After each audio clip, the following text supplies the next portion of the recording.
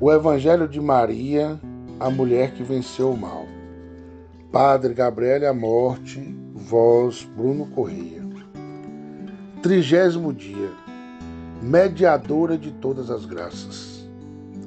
Na época anterior ao Concílio Vaticano II, que se encerrou na primavera de 1960, quase 500 bispos e prelados haviam pedido que se definisse a mediação universal de Maria, mas prevaleceu a decisão de não promulgar nenhum dogma novo. Em 1921, o cardeal Mercier havia apresentado ao Papa uma petição nesse sentido, obtendo imediatamente uma missa e ofícios próprios para as dioceses da Bélgica. O último chamado oficial foi feito pelo cardeal Confalonieri, em nome do capítulo de Santa Maria Maior, em 2 de março de 1984. A resposta do cardeal Ratzinger, depois Bento XVI, no sentido de que não achava necessário um pronunciamento tão solene, é interessante por sua motivação.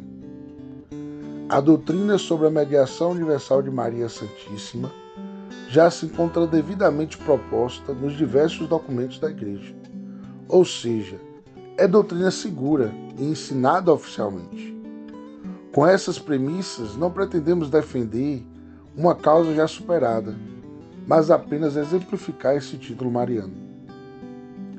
Toda a história da Igreja nos mostra que o recurso à intercessão de Maria foi constante em todas as circunstâncias da vida, desde a mais antiga oração mariana, da qual falamos, sob a vossa proteção, até as antífonas e invocações da liturgia e os testemunhos populares dos ex-votos atualmente tão valorizados. O título de mediadora dado a Maria remonta pelo menos ao século VI e se espalhou sobretudo durante o século XII. É conhecido o ensinamento de São Bernardo. Veneramos a Maria com toda a força de nosso coração, de nossos afetos e de nossos desejos. Assim o deseja aquele que estabeleceu que tudo receberíamos por meio de Maria. Não há dúvida de que o único mediador entre o homem e Deus é Jesus, e que ninguém vem ao Pai senão por mim. João 14,6. Devemos, porém, entender o sentido exato das palavras para não sermos fetichistas. Cada vez que usamos um adjetivo para Deus e para um homem, ainda que a palavra seja a mesma, ele é usado com significado diverso. Vejamos um exemplo. O típico atributo divino, exclusivo de Deus, é a santidade. Só vós sois santos, só Deus é santo. Isso não nos impede de chamarmos a santos Paulo, Pedro, Francisco. Porém, a palavra tem outro significado. Deus é santo em sentido absoluto, originário, perfeito. Também poderíamos dizer que Deus é a santidade. Paulo é santo em sentido relativo, limitado, derivado, dependente da santidade de Deus, da qual se faz partícipe por dom divino. Nunca poderemos dizer que Paulo é a santidade. Compreendida essa diferença, poderemos continuar dizendo que só Deus é santo e que Paulo é santo. O significado é diferente e não há nenhuma contradição nisso.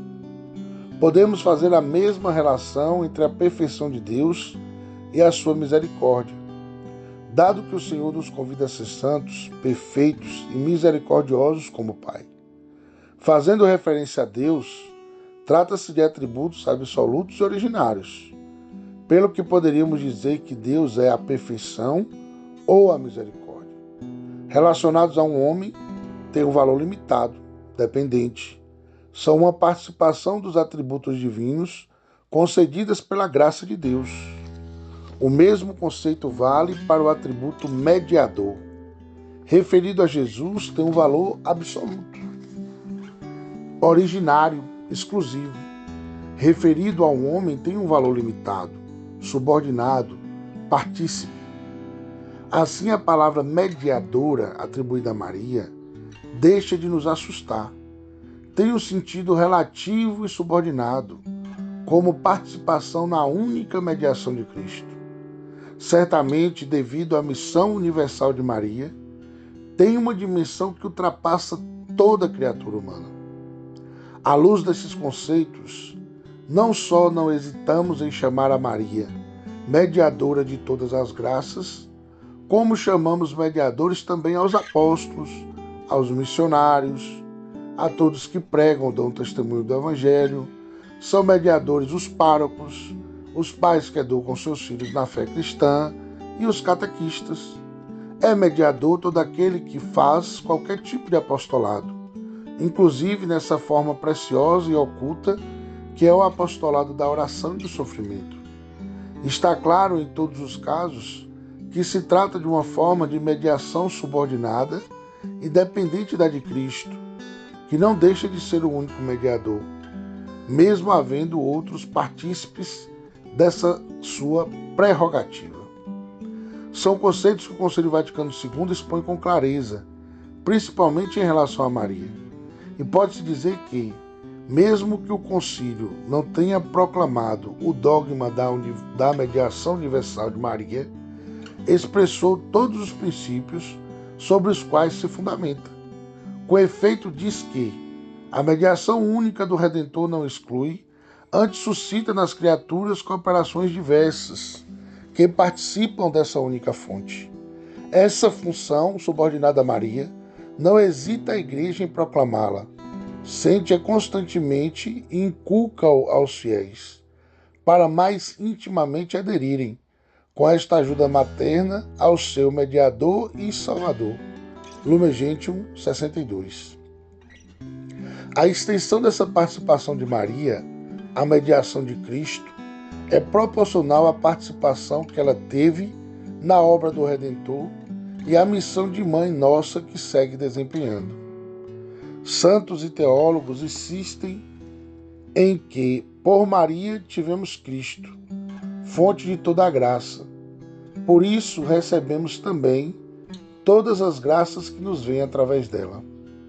A maternidade divina, convém recordar, é a principal fonte de toda a obra de Maria e, portanto, também de sua mediação. A missão que Maria está desempenhando agora para com a humanidade é resumida assim pelo Concílio Vaticano II. Elevada ao céu, não abandonou esta missão salvadora, mas com a sua multiforme intercessão, continua a alcançar os dons da salvação eterna. E continua, cuida com amor materno dos irmãos de seu Filho, até chegarem à pátria bem-aventurada. Lumen Gentium 62. São expressões muito claras, que possibilitam que chamemos Maria de mediadora de todas as graças. Quando foi compreendido seu significado de dependência e participação na mediação única de Cristo. Justamente por isso, o povo cristão sempre recorreu a Maria em todas as suas necessidades. Reflexões sobre Maria. Os títulos marianos não ofuscam, mas destacam a missão de salvação e de graça que vem de Cristo. Os textos oficiais da Igreja contêm com clareza os fundamentos pelos quais chamamos Maria de mediadora de todas as graças. Além dos trechos do Concílio Vaticano II, aos quais nos referimos, lembremos Ad Utricem Populi, de Leão XIII, 1895, Ad Diem Illum, de São Pio X, 1904, Miserentíssimos, de Pio XI, 1928, e a Mensagem Radiofônica de Pio XII, de 13 de maio de 1946. Sobre nós. Compreender a extensão e os limites dos títulos marianos. Não temer nunca ao louvar a Maria está tirando algo de Jesus. Ao contrário, glorifica-se a fonte de todos os dons recebidos de Maria. Invocar a Virgem com confiança, o fato de ela intervir em todas as graças, não é uma dificuldade maior, mas uma ajuda superior para obtê-las.